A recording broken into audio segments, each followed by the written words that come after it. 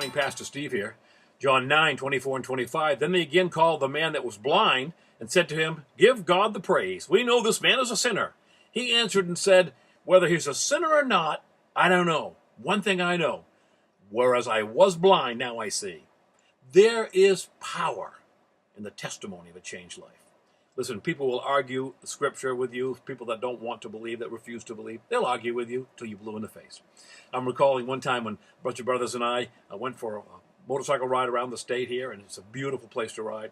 And one of the brothers, mom and dad, went with us.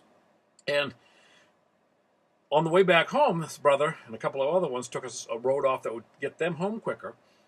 And we kept on down the road. Well, the mother and the father were with my wife and I, and we stopped at this little shop because, boom, he lost a tire. His bike broke down.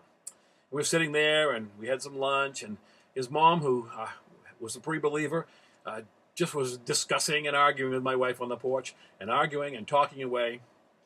And then my wife looked at her and she said, But what about your son? Her son had come to Christ immediately. God had rescued him from drugs and alcohol, immediately changed his life. You know what she said?